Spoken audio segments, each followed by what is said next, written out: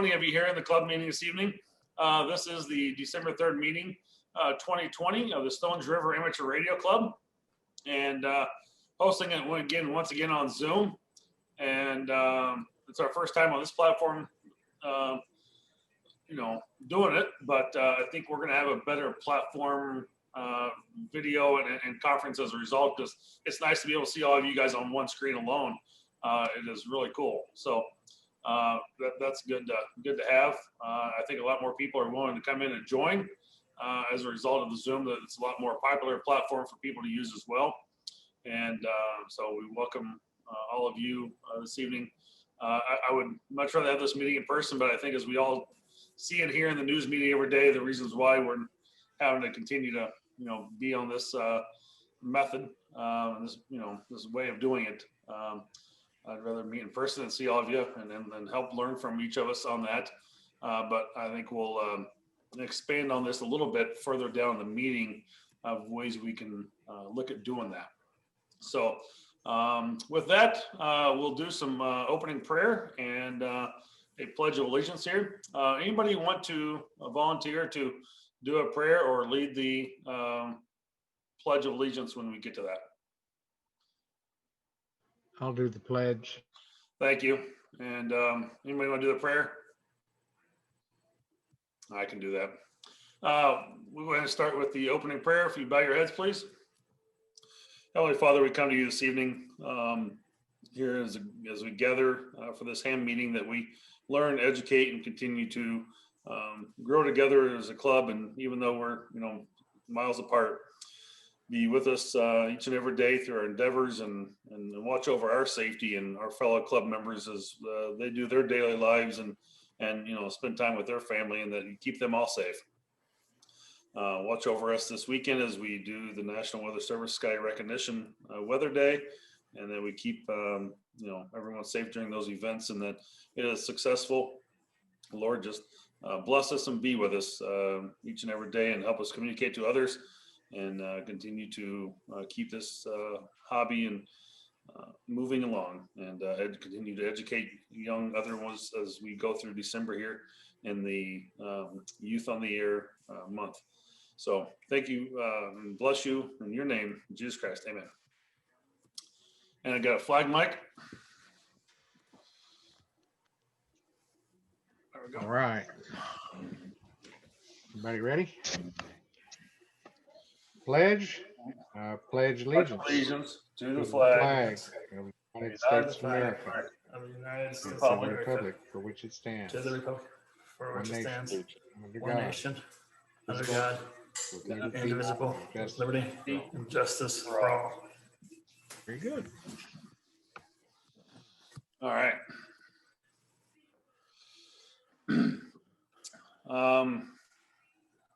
As we move down the report here, the secretary report, I believe, was emailed out this last month, and we can have a motion for the reading of that, or we can have a motion to pass and as it stands and written.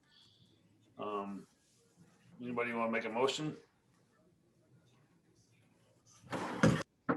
Make a motion. We just right in. You broke up just a little bit, Jimmy, there, but you make a motion that we just take it as it stands for the reading of the minutes. All right. If you guys want to unmute. Yes, that. Here we go. Let's do that. If you want to raise up your hands, all in favor, just put your hands up on the screen in favor of it. And then if there we go. Actually, there's thumbs up. People can do it too. That works. I didn't know that even existed on there. And then put up and then all in favor, say aye and raise your hands. All right. Any opposed? Hearing none. All right. And we had no expenses, I believe. Is that correct, Carl? Carl, we had no. Just related to the PayPal account. Just related. Okay, Yeah, okay. just related to the PayPal. Yeah, that's all. Okay. Good. Old business. the Christmas parade, as most of you know or heard or seen, the Christmas parade was canceled this year for Murfreesboro, and I think it was Smyrna as well. And so hopefully that will come back again next year and won't have these problems we've had in 2020. So that's canceled for this year, which was coming up next weekend. Christmas dinner, I wrote canceled on there. That was my fault. I was going to say it was really being postponed. Just had a phone call from them a minute ago. Oh, you did? You saw me on the phone? It was them calling. The manager for this evening wanted to know where were we, and I said I had called a week or two ago and spoken to the manager that night and told them that we weren't coming, and I explained why, and they said they totally understood, and they said and it was okay to postpone. And he said, do you want me to move you to January? I said, you know what, just move it earlier in February. Maybe we could make it Valentine's Day or something. I said by then everybody might have had a vaccination. So he's putting a note in the front of, they keep like a notebook thing, and he's slipping a page into the front end of February. He said we might ought to call middle towards the end of January and try and get that established if we were going to do it in February. Okay, very good. So, and yeah, again, it wasn't canceled. I was just writing those things in there, and as I created, it's really about being postponed into March at some point. Or February, March, if we have to go that far, but hopefully we'll get it in sooner than that. But I know people want to do it. The survey that put out, people want to attend and want to go. We want to be back together. So that will come around. So stay tuned for that. Keep, apprised in the email. We'll put that on the website and stuff again when it comes out in the news media or our social media. So go from there. Absolutely. For new business, Skywarn Recognition Day. Tom, you want to take the reins on that one? Yeah, let me mute my radio. Hang on.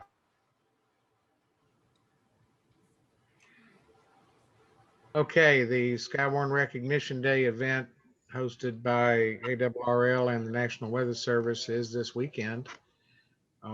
Normally we operate from the Weather Service, but this year the Weather Service facilities are closed. There is a registration for individuals to participate if they wish. I put the links up on Slack, and hopefully we can get that information up on the website and in our Facebook page. We're looking, if somebody wants to operate as K4OHX, get a hold of me. And we would like representation. There may be a registration we need to do to recognize that we're representing the Nashville office. But at this point, it's a free for all. Everybody's free to participate. All bands, HF, VHF, UHF. The idea is to contact as many weather service offices and other operators. Simple exchange, basically your location and your weather. It's a good event, operates for 24 hours starting at 6 o'clock local Friday night to 6 o'clock Saturday night.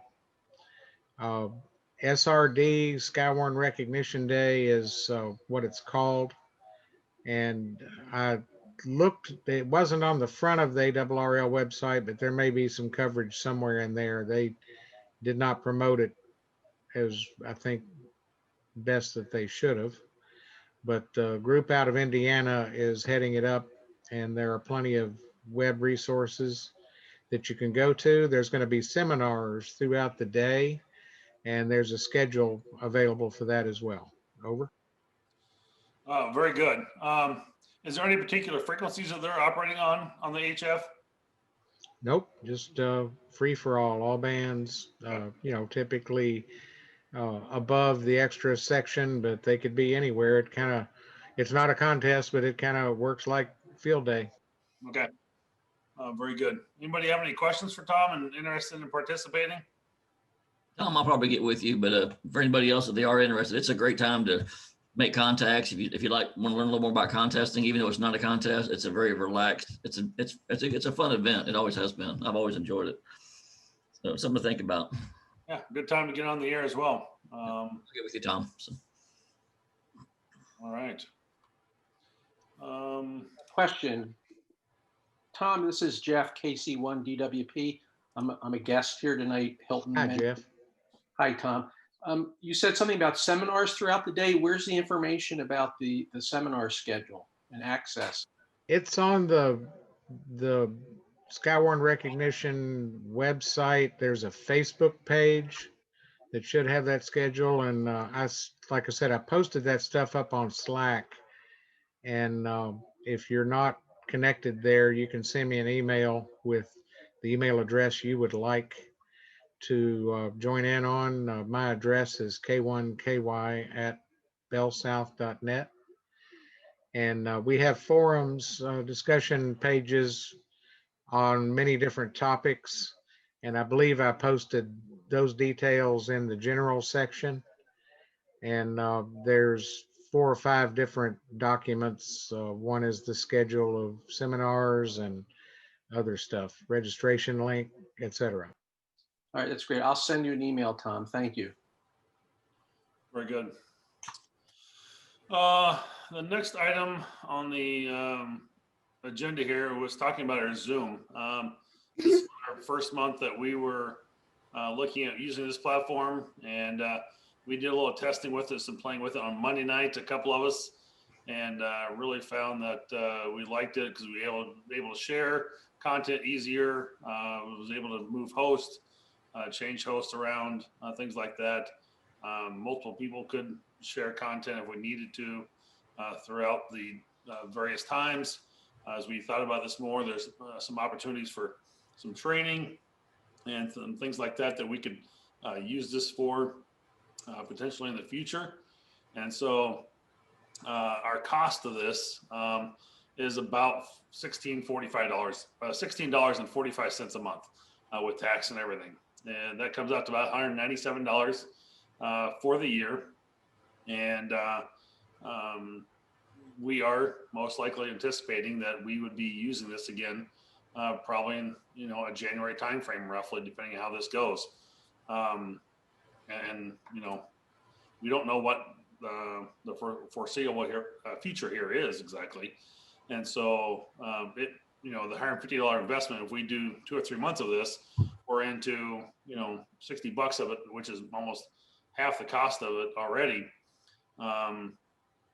And so looking to see any discussion on us going ahead and purchasing the $149 license for the year to use this as our future platform down the road, which would probably be a lot cheaper than our $197 we broke this out on over an every month cost.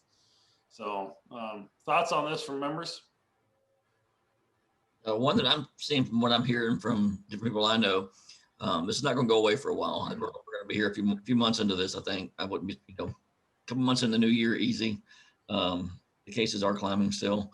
So, I mean, I wouldn't be surprised March, April, easy.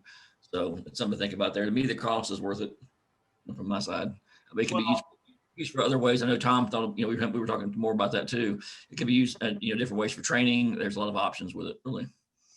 Yeah, well, we can do smaller video recordings and trainings off of this, more videos for the club potentially as well. And so, I think overall it'd be a good thing to do, but I do want input from members on this as well. Go ahead and make a motion. We go for the full year subscription for Zoom. Okay. I second that. Yeah, I'll second that. Was that Jimmy seconded that?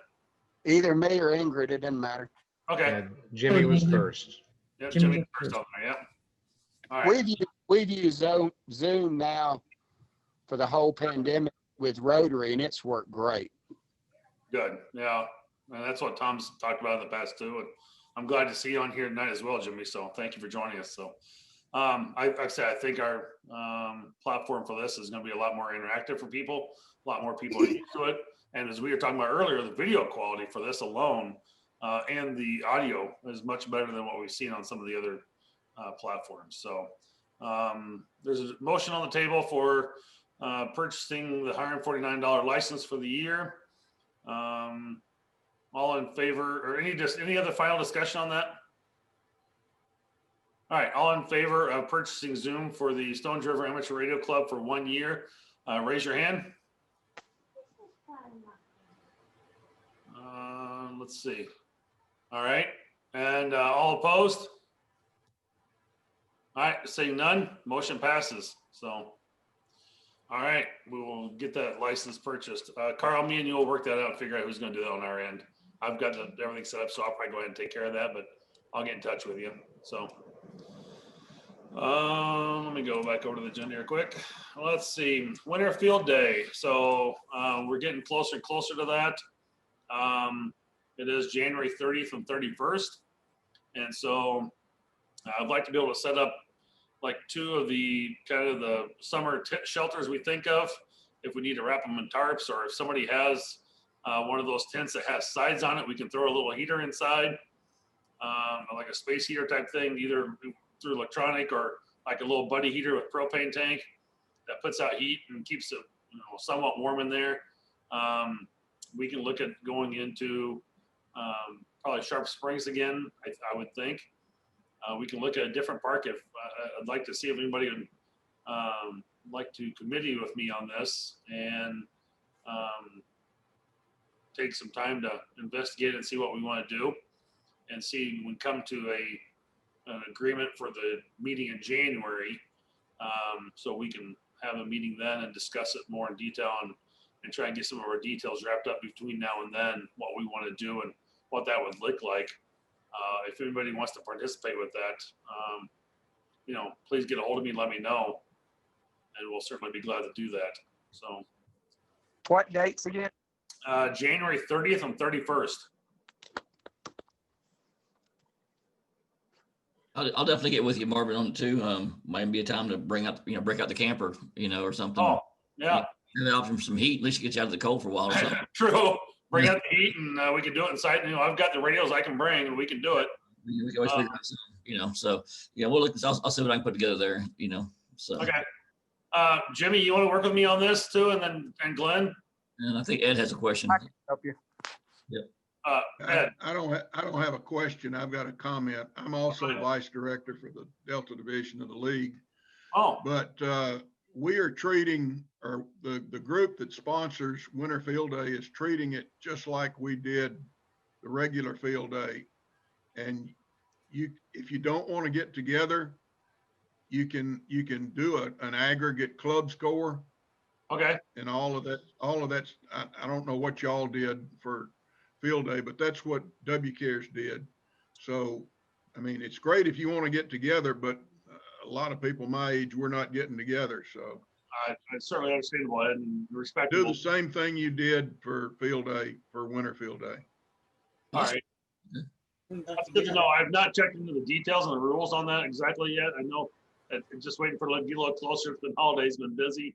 But thank you for the information on that. And that's good to know that we can do a combined score. So if you're interested in taking part in field day and doing something, we will try and do that as a club combined score, because we did do that for our field day. And Ed, just FYI, we did gather together at Sharp Springs Park, and we had 15 or 20 people there during the summer and had a great turnout, but we were all kind of spread out throughout the event, except we kind of came together a little bit for the dinner time. But for the most part, we're all spread out throughout the day and had a great field event. We ended up ranking 6th in the state, 3rd in the state.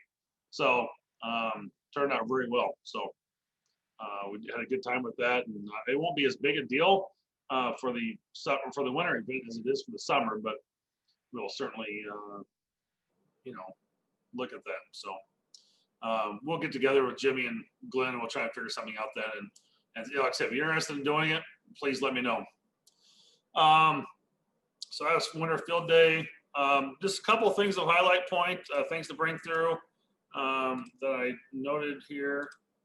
I mentioned earlier in the prayer, this is December, which is Youth on the Air month. So always encouraging our youth to take part in some type of event if we can. If you know youth that are interested in getting them interested in amateur radio, it's always a good time to do that. So they are doing an event again this year here in December. So encourage all our young amateur operators that we have in the club, and we do have several that are under the age of 26 to participate in those as they can. One thing I thought was kind of interesting, I've heard this a couple times now, Arecibo, that is that big observatory down in Puerto Rico, and it has suffered a fatal blow as an instrument platform fails, and so that will now be decommissioned here over the next few months. They had several structural engineers and people come in and investigate it and check it out, and they could not safely repair that event. It looks like a big bowl in the middle of nowhere on a mountain hilltop. If you guys have not seen that before, check out the Arecibo Observatory.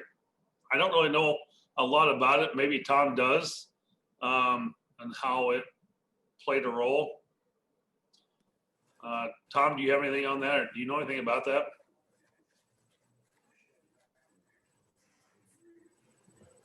You're No, still on. no. There you go. Sorry, I tried my space bar and that didn't work. No, I do not. Okay. Hey, I just put a link in the comments field to some Skywarn Recognition Day information. I'm going to try some more. It created an external link that you can click on and get info. Okay.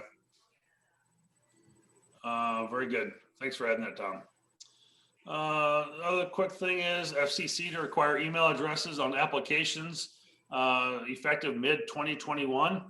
If no email address is included, the FCC may dismiss the application as defective. The FCC is fully transitioning to electronic correspondence and will no longer print or provide wireless licenses with hard copy authorizations or registrations by mail. A report and order on completing the transition to electronic filing, license, and authorizations recently was adopted on September 16th. So they will be requiring that. And so a new rule says a person, excuse me, a person holding a valid amateur station license must apply to the FCC for a modification of the license grant as necessary to show the correct mailing and email address, licensee name, club name, licensee trustee name, or license custodian name for a club or military recreational station license. If the application must be presented in a document form to a club station, the call sign administrator who must submit the information in electronic batch file. So just future FY, you got emails being added to the FCC applications. We talked about the Skywarn Recognition Day already. And that was all that I had in here. Again, the gathering for Dayton is still on this next year as far as they're concerned at this point, but again, subject to change. And Radio Shack is back on as an online retailer of electronics. So if you need some parts and we're not having Hamfest, that might be a great way to go and look at getting some parts from Radio Shack if need be. So there is that one up in Smyrna too. I think it's still open on Lowry there. So if you need something that's been, I've stopped in there a time or two and got some parts. So that's all I've got for the main business. Anything else anybody have for additional new business before we move into our training session for the night? I have a quick question for you, Marvin. I know the club probably doesn't do anything like this, but would something with a upcoming contest or special event stations, not everyone's a member of ARRL, not everyone gets those updates. If we did something during the meeting every time where it's just like, here's some upcoming contests or here's some upcoming special event stations that are happening during the month, would that be beneficial for anyone? That's a good question. I do try and put out information about Hamfest quite often, but I don't really add a lot of information about contests. I've done a few mentions here and there, but something I try and put most of our our nets and our things like that onto our calendar on our website, and for people to kind of follow that, or I think you can subscribe to it. Is that possible, Glenn? You can subscribe to our calendar from there or not? Be able to, yes. Yeah, you should be able to. And as far as that list of all these contests, there's one, I want to say it's on the ARRL site. that you can pull up, and it shows all different state contests what dates are happening and everything else. 'Cause I used to have a full sheet of them, of each month, and you could, know which states were having which contests and that type of thing. But there is one. I'll see if I can dig that up and find the link for it. Sure. Yeah, well, that's what I do. Of course, I get QST, and they have the whole, all the contest stuff, and then they have the special event stations as well. And for me, I usually go through, and if there's a couple I'm interested in, I'll circle them and keep them in the back of my head. But I'm very forgetful, so unless I have a reminder or something like that, I usually forget about them. So I didn't know if a monthly rundown would help or not. If you get the QST from ARRL, the magazine, they list a lot of that stuff in there. Yeah, that's what Michael was just saying. So it's a website called contestcalendar.com, has all contests, not just ARRL contests. Oh, there you go. That's interesting. Yeah, see, I'd never heard of that. Yep. Well, that's why we like to be on here and share and communicate that information. So that's called contestcalendar.com. Dean? Correct. There's another one, WA7B. You just Google ham radio contest calendar. There's a couple of sites, but the contestcalendar.com, ICOM, and others sponsor it. Okay, very good. So the big one starting Saturday at noon, local FT8 and FT4 worldwide DX contest. Oh, that'd be very good to know. I appreciate that, definitely. Yeah, definitely. I see Tom Suggs, you're on here this evening and being kind of quiet. Anything from Parks on the Air? Any updates you want to give us? Well, I can. Let me turn my camera on here. Okay. I think the big news is that as of this morning, there were several hundred new parks that dropped, including about 80 in the state of Tennessee. Some very local. I went to the Percy Priest Wildlife Management Area today, just off of Jefferson Pike in Smyrna, which is real close, and had a really good activation from there today. But there's a lot of new parks, so I don't know if they show up on the map yet or not, but they are certainly in the parks listing on the website. They should show up on the map soon, and that's something that they don't do very often. Maybe every 6 months. So they'll drop a few new parks. So this was a big one for Tennessee. Well, very good. And Tom, I guess you are the parks coordinator for the Parks on the Air for Tennessee. Is that correct?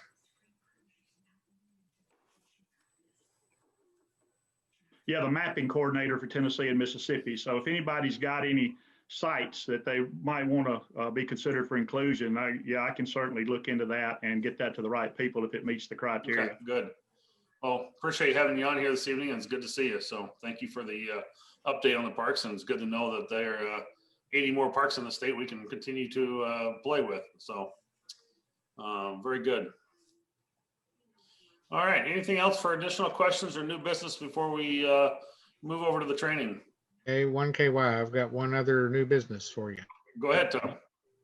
This is more informational, but the Short Mountain DMR W4 DMM repeater, which has been hosted at our repeater site, along with the 145-49 and the 444-650 M-Tiers repeater, has been moved and upgraded down the road to another site.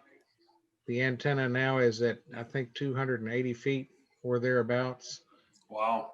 Initial tests have been not impressive from my location in Smyrna. We did, however, get a contact from an HT in Nashville in the Oak Hill area, which suggests that maybe I'm in a null in the antenna pattern. Comparing the signal on the repeater to 444-650 on a base antenna here at my location, 650 runs full scale and the DMR repeater is 1 bar. And that's also concurring with my HTs. So I would like for people to test it out. It's on 440.700. It's the W4 DMM DMR repeater. And Glenn will expound on more of that in his program. But the antenna improvement was just brought online about an hour and a half ago. So that change has been made, and please send your reports either to me or to Mark and let us know how it's performing as compared to what it did before. Over. All right, very good. So well, that's good to hear. Sorry, it's not working out for your betterment at your location, but hopefully, it can either be turned or somebody can make some improvements to it, down the road. So, all right. Well, with that, I'm going to turn the control over to Glenn, and we are going to proceed with the DMR code plug overview. So Glenn's got his screen up there. A couple of things I would like to mention. Everybody hear me okay? So let's see here. Can you hear me okay, Marvin? Yeah, you sound great. Okay, good. Just want to be sure. I would like to thank Mark, W4DMM, for all the work he has been doing. There's been multiple DMR repeaters put online here recently in Lebanon, Nolensville. There's one in Fairview now, Franklin, and there's like Nolan. Actually, I think there's two towards Franklin. So he's taken part in a lot of that. So I know I don't believe he did them all, but he's done a big part in that. So if you happen to see him, we definitely need to tell him thank you for all that, because the coverage in Middle Tennessee now has changed drastically. It's been a big improvement. Some of the stuff I was going to go over on DMR, I put together a new code plug. I did post it in Slack. I don't have it on the website yet. I will get that done. It's version 2.40. So it has all the latest DMR repeaters on it. I'll go here to the zones. By a request, what we did was, let me minimize this out of the way here.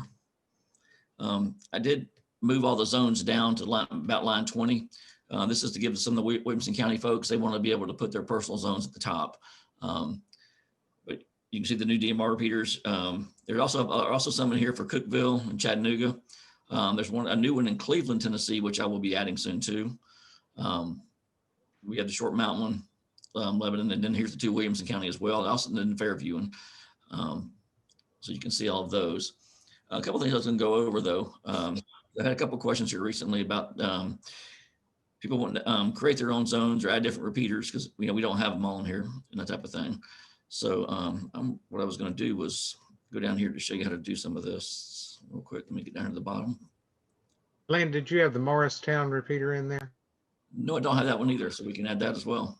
Okay, and I think a brand new one went up somewhere in West Tennessee, Milan or something, just a week or so ago. Okay. I have a question about a couple of the channels you've got, like the Kentucky, Tennessee, QuadNet, and they seem to have a group calling Talk Group 8001. What are those channels?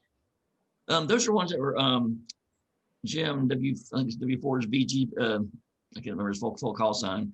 He had requested those, and that's where those had come from. The QuadNet and then the Kentucky, Tennessee. Those are two talk groups that he was interested in, and he thought others might want them as well. That's where they were added from. But when I double click on them, it looks like they have the same talk group number, 8001. Oh, okay. So we can take a look at that real quick and see here. Maybe I'm looking at it wrong.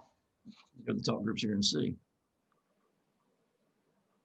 Okay, yeah, the Kentucky, Tennessee has 311035, and then the QuadNet is 31012. Yeah, but if you double click on it in your channel list, look at the talk group number when you do that. Okay. And if you click on QuadNet, see where look what it shows you. Well, that's different. It came across different, man. I'll check mine because I downloaded your code plug today. Okay. Okay, thank you. No problem. No problem at all. Yeah, if you find anything that's wrong with any of these, please let me know. There's no, when you start putting these together, it kind of becomes kind of complex after a while. So it's easy to have some mistakes in here. A couple things I was going to show though. So like, as you can tell, I have like the FRS frequencies in here along with the DMR stuff. So if you need to add more rows in here, the easiest way to do it is I right click in here under the channels. I hit copy, and then you can hit insert and paste. And then so this will add more rows. You just keep doing it over and over again, or you can hit Control I, and then you can add many rows as you want. And so the easiest way to add more channels is just copy what's pre-existing is what I do. Because otherwise you're pretty much having to refill all this information out, and there's a lot of mistakes. So I just, but normally what I've been doing is just start at the top of one of these lists here. If I want all these frequencies, if I don't, I just want worldwide on a certain repeater, I can do that too. But you can right click on it and hit copy, and then go down here in the area you want, and you just insert and paste. And so then you have it, and then you can go in, then you double click on it, and then you can change the name, modify the frequencies, things of this nature, which makes it kind of nice. And so, and you're doing that over and over again, basically for all the different talk groups that you want. And then again, if you wanted to add a talk group, you could do that as well. You would just, and if you make a mistake and want to remove it, you can delete them. And so, and you can also move these. If you had one you wanted to insert in the middle of here, you could do that as well. You could right click on it and tell it to insert and paste and put one right there, one in the middle of that group. Let's see here. Something else as far as, before I get ahead of myself here. One thing that comes up often is the APRS. It won't show up in this left menu. And the reason why is if you go over here to tools and options, and what they normally see when you first load this software, APRS doesn't show, as you can tell. So what you have to do is go to tool and then options, check both the GPS and the APRS, and that turns that option back on. It turns it on so you can see it. Because all the code plugs that I have are all set up to work in here. They already have the time intervals and everything already set up. The one I put out does not have a call sign here. So you have to go in and edit, put your call sign in. And they're set up for the analog and digital. So whichever one is your primary frequency, if you run the analog as your current frequency, your APRS is going to work on that. Or if you're on the digital, it's going to use the digital off that repeater. And when you go into this as well, along the time, I have it says they're all set for current channel. The report slot is slot 2, and then this is the APRS talk group that it's using. I used to do these individually for each repeater. I was doing them individually, but every time you modified the zone, it messed that up, and that was a problem on previous code plugs. Now you can move the zones around, and it won't affect APRS. It will keep working.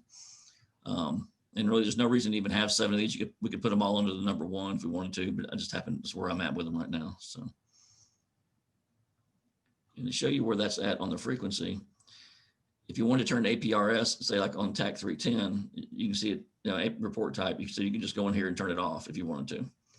And this is the channel that it's using from the previous. Let's see if anything else here. This is also where you set your color codes and your slot. So some repeaters, like the TEMA one, they use slot 1 for certain frequencies, certain talk groups, and slot 2 for other ones. So you modify that information.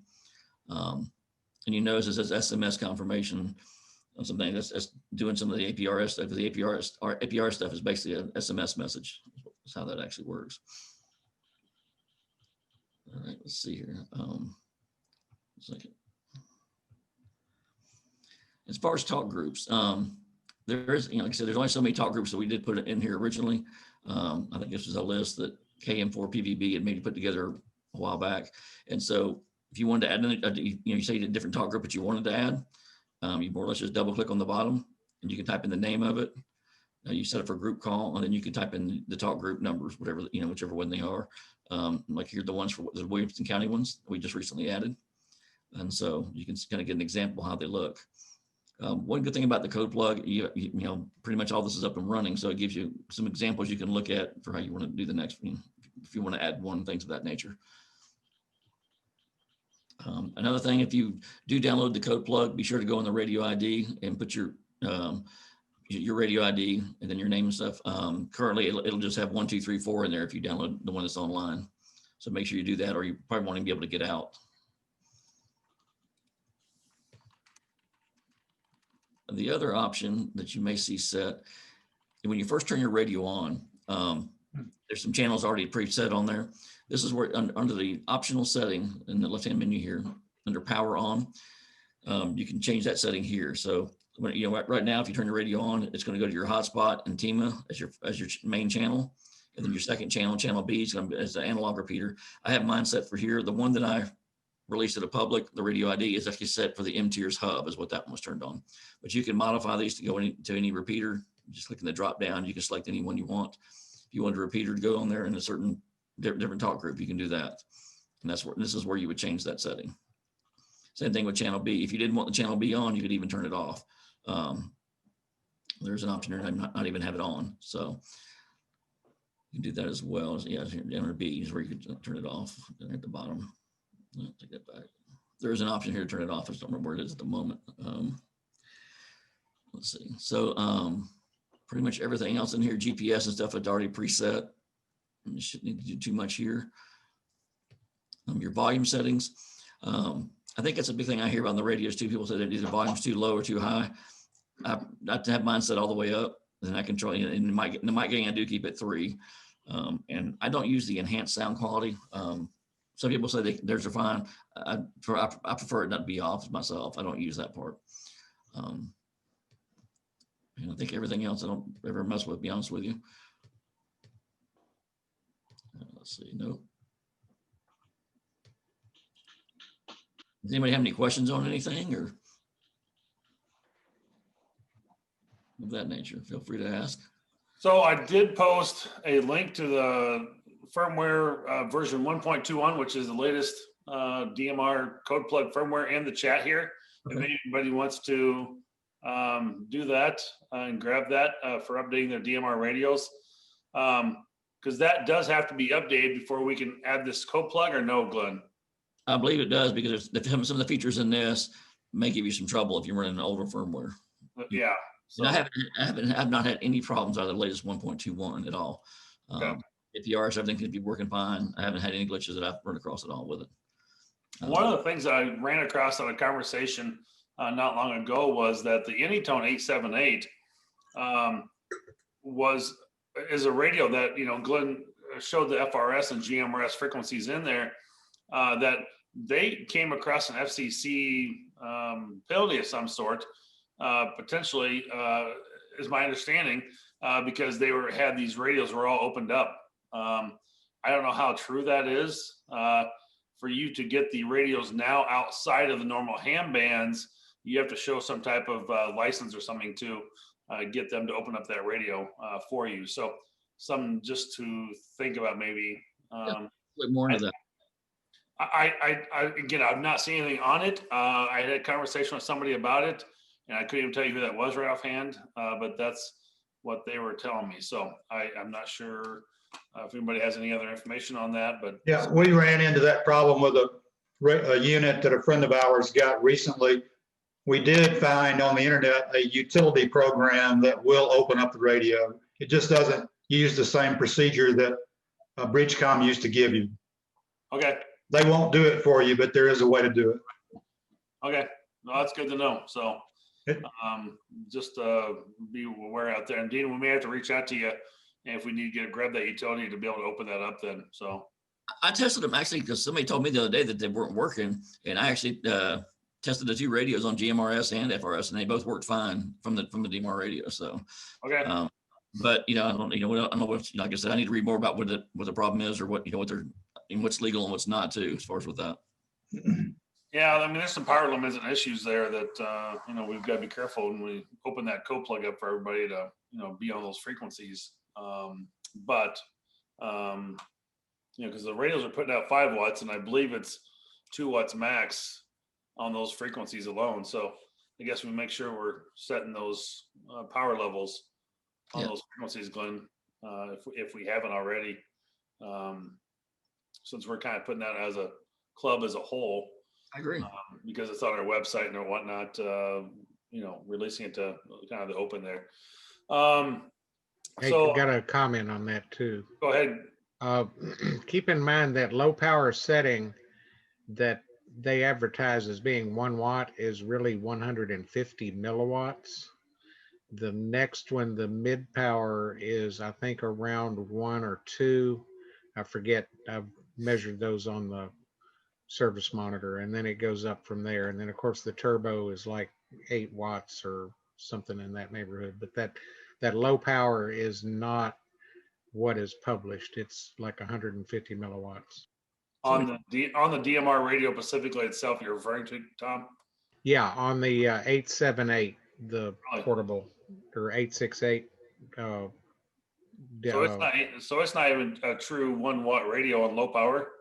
No, you got to go to the next level for something near that or above it. Good to know. So, any other questions, thoughts?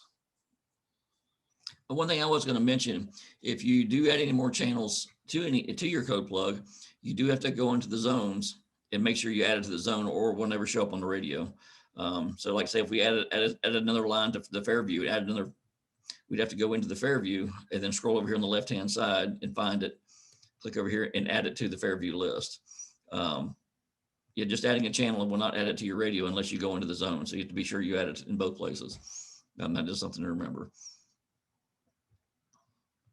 And the same thing, if you wanted to remove one, say you didn't want to delete out of your channels, but you wanted to make it stop showing your radio, you could go into Lebanon and say you wanted to remove, I don't know, worldwide, or you just highlight it, hit the back arrow and click OK. And when you update your radio, it'll remove the worldwide from the Lebanon repeater. So you can do things of that nature. Yeah, DMRs are getting to be more popular. We've got getting a lot more increased towers here in Middle Tennessee to use, and you can literally talk all over the world with it. So if you've not got into the DMR a little bit, something to definitely look at. It is cool, cool to do. And I mean, I can talk to my brother in Kansas City on, TAC 310 or whatever. It works out well. So love it. And we actually do private calls back and forth as well. So anyway. Other thing I was going to say was on your digital contact list, I would try to update it every couple of weeks because it's constantly being updated. And if you're not familiar with how to do that, if you go to radioid.com, they have a dump of the contact list. Then you can get a contact CSV file. Basically, all you do is go to Tools, and then there's an import option. And then right here is digital contact list. And you just go here and you can select it. And then you hit import. And so when you import that in, then when you sync your radio, you want to make sure you check the digital contact list option, because there's a settings option and there's a digital contact list. When you select the digital contact list, it'll take it about 5 to 10 minutes, easy to update. But then it'll update your radio with all the latest call signs. And so you'll be Hey, Glenn, where are they getting that contact list from? Can you explain that a little bit? Yeah, it's radioid.com. Okay. And let's see here if I can. So people kind of know. Yeah, it's radio ID. Let's see, make sure it's .com, maybe .net. Radioid.net. In fact, you can see my screen too. We can go in here real quick. And then let's see here. Database over here on the left-hand side. And then the database dump files is what you're looking for. You're still showing the screen for the programming. Oh, okay. All right. Let me change it real quick. 1 second.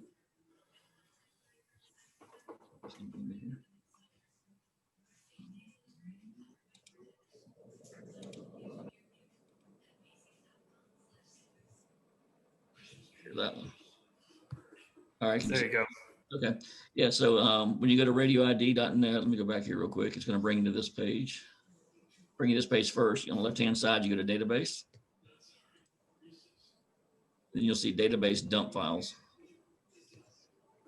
And then right here is user CSV, and that's the updated one. Like I said, it's updated constantly. And so I try to update this every couple of weeks because you'll start seeing call signs showing up with just numbers, just the radio ID numbers. Download that, and then let me go back to this other screen here.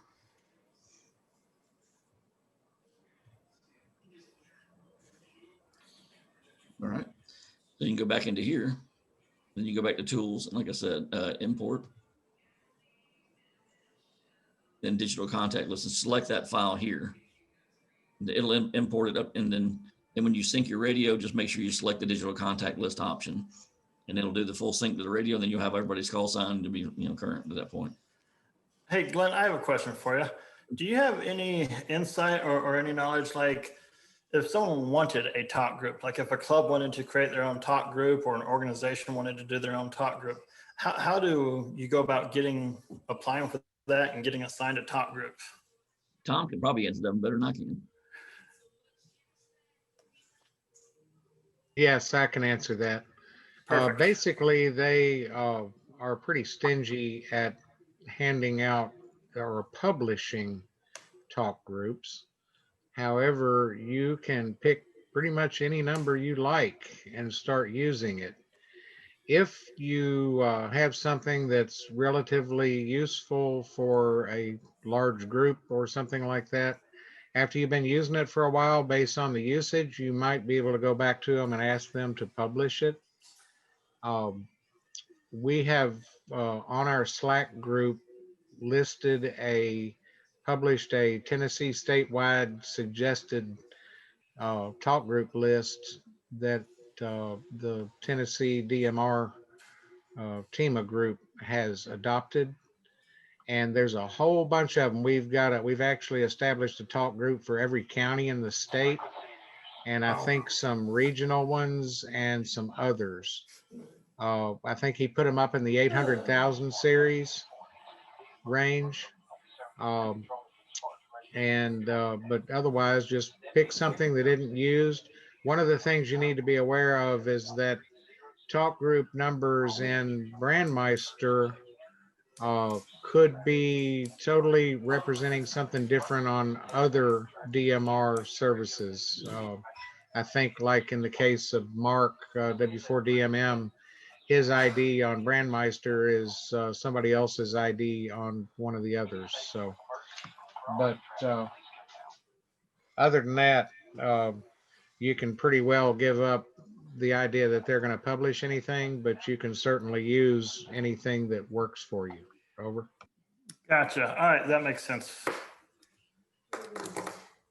Just another note on that. A while back at the beginning of the COVID crisis, I had asked the Brandmeister folks to assign the unused Tennessee ones, the 31476, blah, blah, blah, to Tennessee Tacticals 2, 3, and 4, and they denied that even. But we are now in our plan have all those Tennessees assigned for a use. I think 31476 Williamson County has adopted, and the rest of them we've assigned some sort of function. And those, I believe, are in your new code plug if Glenn followed those plans. Over.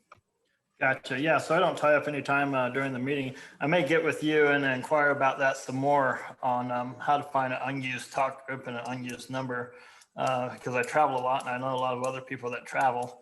And it'd be convenient to have just traveling one. That's all I have. That was my question. All right, Glenn, one other thing I really want to touch base with, maybe you have some more information, or maybe Tom will, is that the hotspot password. We probably want to cover that a little bit if we're already in DMR here. Yes, I was actually going, Brandmeister's required passwords on the hotspots. So I was going to put together a PDF file and I'll get it published and sent out to, and you can send out to the email list as well. The steps, I'll do screenshots of the steps you need to go through to do that. Where you can, how you can log into your hotspot, where to add the password, and then you can go into Brandmeister and you add the password there. But I'll put together some screenshots to try to get that sent out here the next day or so. So make it a little easier for everybody. And the reason they're doing that, you want to go into that a little bit? I believe it's probably, it's problems running into with, I guess, multiple hotspots and things like that. My guess is, I don't know the full story behind it. Tom may be able to answer that one a little better even. I haven't followed that a whole lot, but I mean, it's usually a good idea to do that anyway. And also if you have, of course, if you're coming into an area where another hotspot is operational on the same frequency, you got to do some coordination as to whose hotspot is going to be running. What's the cutover date? What's the hard shut off date on that password requirement? Let me check here. I thought it was December 31st, but what I was thinking too. Yeah, I thought it was actually pretty quick. I don't remember where I saw the article right offhand, but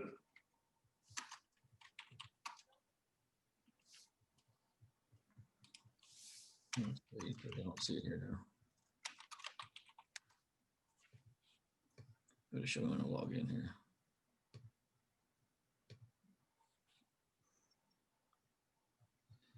Let's see. Actually, yeah, 3102 is December 4th. It looks like 3101 was November 27th. 3102 is December 4th. 3103 is December 11th. So it's actually coming up just in days here then. Yeah, it sure is. Yeah, so I'll work. Yeah, it's tomorrow. Yeah, that's what they're showing. Yeah, so when your hotspot stops working, Yeah. that'll be why. I will try to get that done tonight and get that sent out. So that way, anybody has any questions, they'll have something to go off of. That'd be awesome, Glenn. Appreciate that. No problem. All right. Well, it's been a great evening, guys. Be able to cover some DMR here and learn a little bit on that, and some good conversation and feedback back and forth. Again, if you haven't gotten into DMR, it is a kind of a fun and exciting way to go, and a lot of different talk groups and a lot of Tennessee stuff, a lot of different talk groups and channels there to be able to get into and talk to others around the area with. I know my brother Michael, who's on here, he talks to a group called the Overland group, and it's an adventure overland, and they do quite a bit of like off-roading type of stuff, and they're all over the country too. So he gets into those chats, and that's for DMR. So it's definitely good. Anything else for last cover of business before we go ahead and close for the evening? All right, well, I want to thank you all for coming. I am just going to go ahead and adjourn this meeting and call it a close. 73, so I appreciate it, and wish you all the very best, and have a great night, and stay safe. 73s, if I don't talk to you between now and then, Merry Christmas to all of you, and happy holidays. Are you going to leave?